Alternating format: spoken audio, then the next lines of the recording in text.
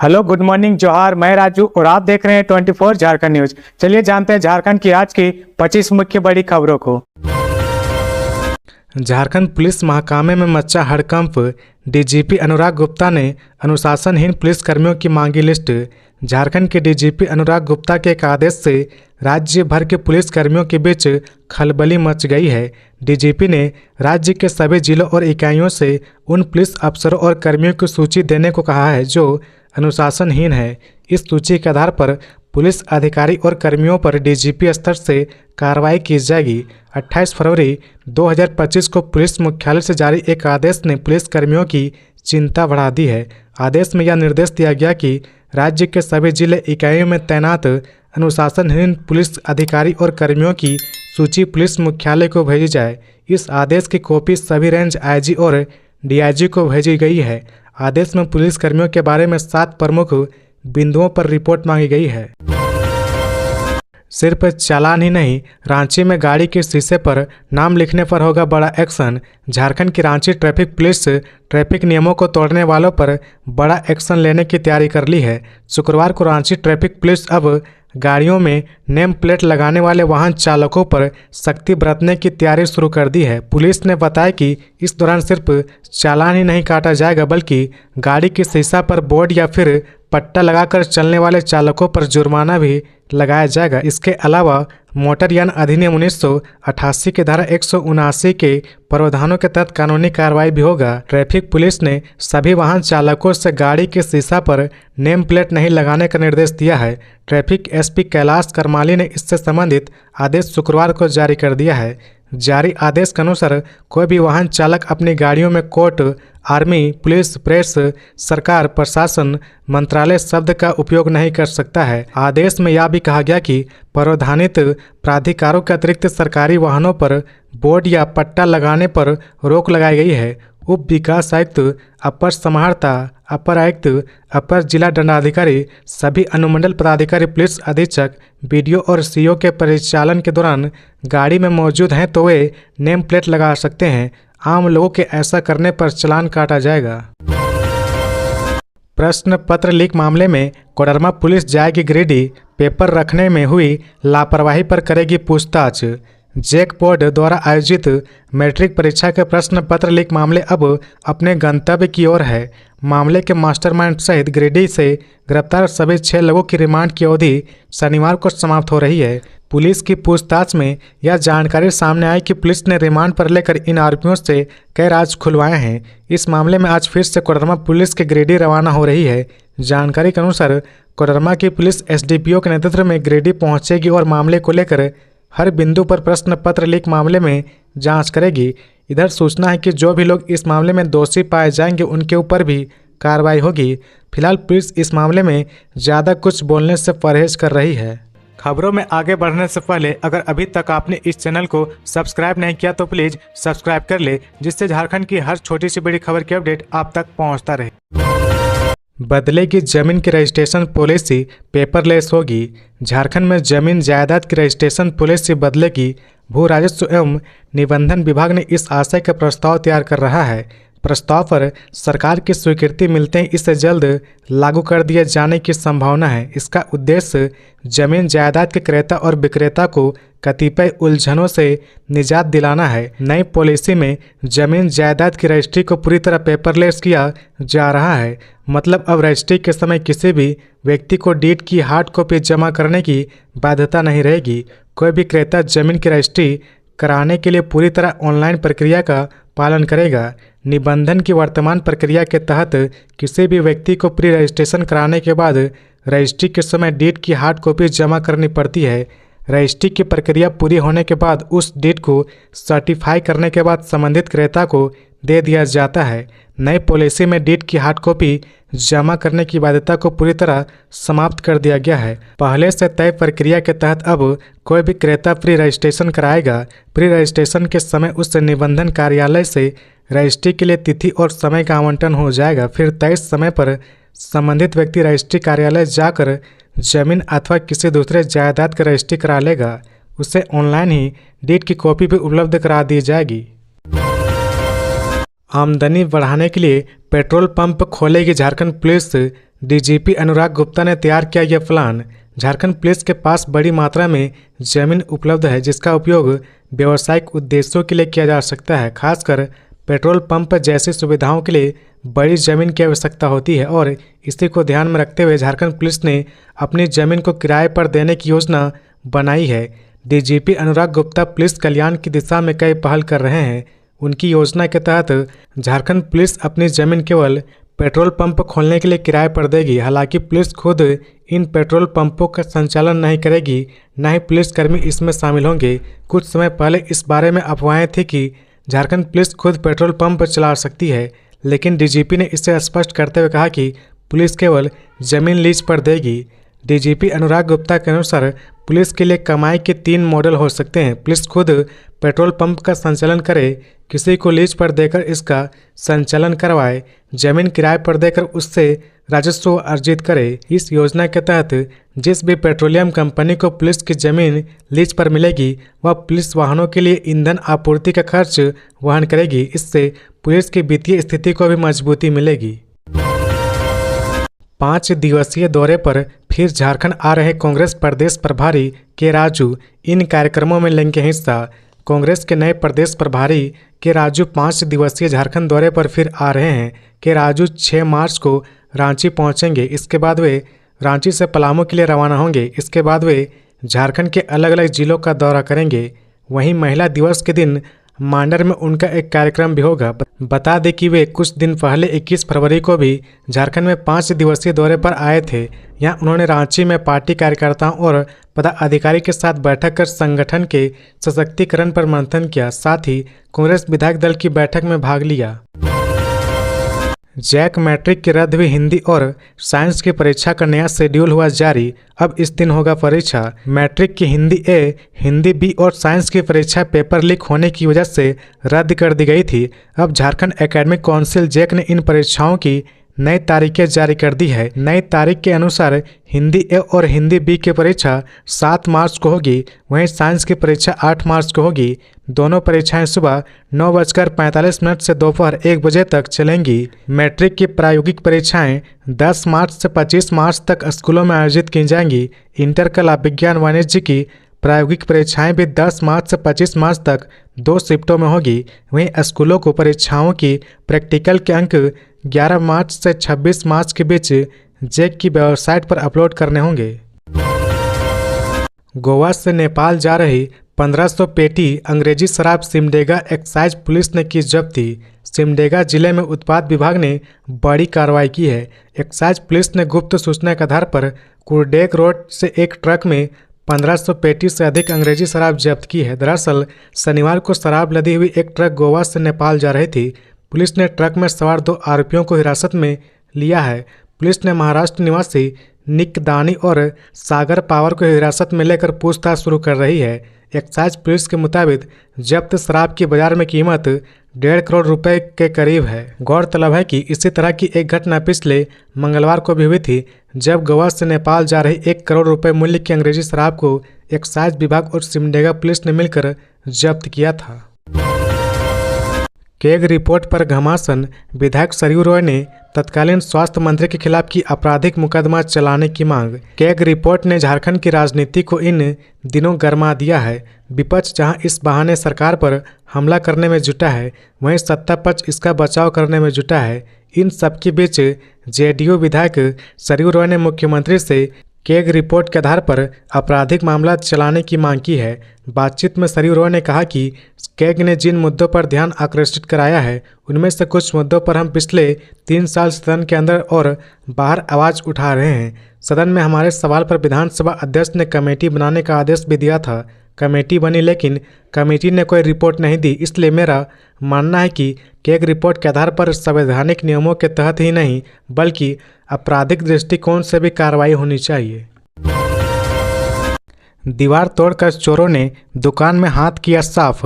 5 लाख के गहने लेकर फरार हुए चोर। धनबाद के जोड़ा पोखर थाना क्षेत्र में चोरों ने एक ज्वेलरी शॉप को अपना निशाना बनाया। भुवनेश्वर मोड़ पर स्थित वर्मा ज्वेलर्स की दीवार को तोड़कर चोर दुकान के अंदर घुसे और लगभग 5 लाख रुपए के आभूषण, कपड़े और नकद चोरी कर फरार हो गए। जाते जाते चोरों ने लॉकर और अन्य सामान झाड़ियों में फेंक दिए। शशि वर्मा, जो पिछले 15 वर्षों से इस दुकान का संचालन कर रहे हैं, उन्होंने बताया कि 5 साल पहले भी चोरों ने उनकी दुकान में चोरी करने का प्रयास किया था, लेकिन इस बार वे बड़ी चोरी करने में सफल हो गए। घटना की जानकारी मिलते ही जोड़ा पोखर पुलिस मौके पर पहुंची और मामले की जांच शुरू कर दी है। अनुकंपा समिति की बैठक में 14 आश्रितों को नौकरी देने पर बनी सहमति। रांची जिला अनुकंपा समिति रांची की ओर से शनिवार को समरालय ब्लॉक ए स्थित सभागार में नियुक्ति संबंधित बैठक आयोजित की गई। इसमें सामान्य चौकीदार के आश्रित से संबंधित जिला अनुकंपा समिति की समीक्षा की गई। बैठक में पंचायती राज्य पदाधिकारी रांची राजेश कुमार साहू, डीएसपी जयपुर 2, जिला स्थापना उप समाहर्ता रांची ज्योति वंदना खुजूर एवं सभी संबंधित अधिकारी उपस्थित थे। होटवार जेल से भागा उम्र कैद की सजा काट रहा कैदी, सुरक्षा व्यवस्था पर उठे सवाल। रांची के बिरसा मुंडा केंद्रीय कारागार से एक कैदी के फरार होने की घटना सामने आई है। शुक्रवार सुबह जब जेल में कैदियों की गिनती हुई तब प्रशासन को पता चला कि समीर तिर्की उर्फ साकिर तिर्की जेल से भाग चुका है। घटना की जानकारी मिलते ही जेल प्रशासन में हड़कंप मच गया है। बिरसा मुंडा जेल की सुरक्षा पर सवाल खड़े हो गए हैं, क्योंकि यह कड़ी निगरानी वाला जेल माना जाता है। जेल प्रशासन को कैदी के फरार होने की भनक तक नहीं लगी। समीर तिर्की गुरुवार शाम करीब 7 बजे फरार हुआ, लेकिन अधिकारियों को इसकी जानकारी शुक्रवार सुबह हाजिरी के दौरान मिली। झारखंड के जेल आईजी सुदर्शन मंडल ने बताया कि कैदी के फरार होने की सूचना मिलते ही रांची पुलिस को अलर्ट कर दिया गया। पुलिस की कई टीमें तलाशी अभियान चला रही है। प्रशासन जांच कर रहा है कि समीर तिर्की किन हालात में जेल से भागने में सफल हुआ। अल्पसंख्यकों के मामले सदन में उठाने पर प्रदीप यादव का हुआ स्वागत। विधायक ने कहा, सभी वर्गों के लिए प्रतिबद्ध हूं। झारखंड विधानसभा में अल्पसंख्यक समुदाय से जुड़े मुद्दों को प्रभावी रूप से उठाने के लिए गोड्डा के अल्पसंख्यक समाज ने शनिवार को किसान भवन गोड्डा में स्थानीय विधायक प्रदीप यादव का स्वागत किया। इस अवसर पर समुदाय के लोगों ने उन्हें फूल माला पहनाकर और शॉल ओढ़ाकर सम्मानित किया तथा उनके प्रति आभार प्रकट किया। कार्यक्रम के दौरान वक्ताओं ने विधायक प्रदीप यादव के प्रयासों की सराहना करते हुए कहा कि उन्होंने अल्पसंख्यकों के अधिकारों की रक्षा, सरकारी योजनाओं के उचित क्रियान्वयन और शिक्षा एवं रोजगार के अवसरों को बढ़ाने के लिए जो पहल की है वह सराहनीय है। मुख्यमंत्री हेमंत सोरेन ने कहा, गांवों को डिजिटल कनेक्टिविटी से जोड़ेंगे, हर पंचायत में लगेगा मोबाइल टावर। मुख्यमंत्री हेमंत सोरेन ने कहा कि ग्रामीण इलाकों में डिजिटल सेवाओं के प्रभावित होने की बात बार बार सामने आती है। डिजिटल कनेक्टिविटी की समस्या से तमाम प्रकार के कार्यों एवं सेवाओं में बाधा उत्पन्न होती है, जिससे लोगों को काफ़ी परेशानियां होती है। ऐसे में सरकार सभी पंचायतों में मोबाइल टावर स्थापित करने की दिशा में कदम बढ़ाएगी, ताकि डिजिटल माध्यम से होने वाले सभी सरकारी कार्य सुचारू, सरल एवं सुविधाजनक तरीके से संचालित हो सके। उन्होंने कहा कि आज जमाना डिजिटल हो चुका है, कोई भी ऐसा सेक्टर नहीं बचा है जो डिजिटलाइजेशन से अछूता हो। झारखंड के 30 निकायों का ओबीसी सर्वेक्षण पूरा। झारखंड के कुल 48 नगर निकायों में 35 नगर निकायों ने 28 फरवरी तक ओबीसी सर्वेक्षण कर राज्य पिछड़ा वर्ग आयोग को रिपोर्ट सौंप दी है, जबकि 13 निकायों की रिपोर्ट आनी शेष बाकी है। वहीं राज्य के 15 जिलों में 30 नगर निकायों ने ओबीसी सर्वेक्षण का कार्य पूरा कर लिया है। धनबाद, गुमला, लोहरदगा, सिमडेगा, लातेहार, चतरा, दुमका, पाकुड़, रामगढ़, जामताड़ा, पलामू, पूर्वी सिंहभूम, गिरिडीह, पश्चिमी सिंहभूम व गढ़वा के नगर निकायों ने पिछड़ा वर्ग आयोग को रिपोर्ट सौंप दी है। 3 जिलों गोड्डा, साहेबगंज व सरायकेला खरसावां के 8 से 5 निकायों ने सर्वे पूरा कर आयोग को रिपोर्ट दे दी है। इन जिलों के 3 निकायों में ओबीसी सर्वेक्षण अभी जारी है। इन निकायों ने 3 मार्च तक आयोग को रिपोर्ट सौंपने की बात कही है, जबकि रांची, बोकारो, हजारीबाग, कोडरमा, देवघर व खूंटी समेत कुल 6 जिलों ने एक भी नगर निकायों में सर्वे का कार्य पूरा नहीं किया है। इन निकायों ने आयोग को 10 मार्च तक रिपोर्ट देने को आश्वस्त किया है। सुप्रीम कोर्ट के आदेश के बाद पलामू में बहाल 251 अनुसेवक बर्खास्त, पुनर्विचार के लिए याचिका दाखिल। झारखंड के पलामू जिले में सुप्रीम कोर्ट के आदेश के बाद 251 अनुसेवकों को बर्खास्त कर दिया गया है। हालांकि 239 बर्खास्त अनुसेवक राजेंद्र राम के नेतृत्व में सुप्रीम कोर्ट में पुनर्विचार याचिका दाखिल कर चुके हैं। कई दिव्यांग और सेवानिवृत्ति के करीब कर्मचारी भी प्रभावित है। यह मामला 2010 में 4th ग्रेड बहाली से जुड़ा हुआ है, जिसे सुप्रीम कोर्ट ने अवैध करार दिया है। 2010 में 4थे दर्जे के कर्मचारियों की भर्ती के लिए विज्ञापन जारी किया गया था। 22,000 उम्मीदवारों ने आवेदन किया, लेकिन 2017-18 में हुई नियुक्ति प्रक्रिया में गड़बड़ियां का आरोप लगा। अभ्यर्थी अमृत यादव ने इस बहाली को चुनौती दी, क्योंकि पहले उनका चयन हुआ था, लेकिन बाद में बदले हुए पैनल में नाम नहीं था। हाईकोर्ट से राहत न मिलने पर वे सुप्रीम कोर्ट गए, जिसने बहाली को रद्द कर दिया। लोहरदगा में ट्रक पलटने से 2 बच्चों की मौत, आधा दर्जन घायल। लोहरदगा जिले के सरेंगदाग थाना क्षेत्र के हेसाग में ट्रैक्टर पलटने से 2 किशोर की मौत हो गई, वहीं आधा दर्जन लोग घायल हो गए। जानकारी के अनुसार ईंट लदा ट्रैक्टर पहाड़ डांडू जा रहा था। इसी क्रम में ट्रैक्टर के ऊपर तुरिया डी पहुंचने पर दर्जनों लोग ट्रैक्टर में सवार हो गए। इसके बाद ट्रैक्टर जैसे ही हेसाग बतरू पुल के समीप पहुंची, अनियंत्रित होकर पलट गई। ट्रैक्टर में दबने से 2 बच्चों की मौके पर ही मौत हो गई, जबकि आधा दर्जन लोग गंभीर रूप से घायल हो गए।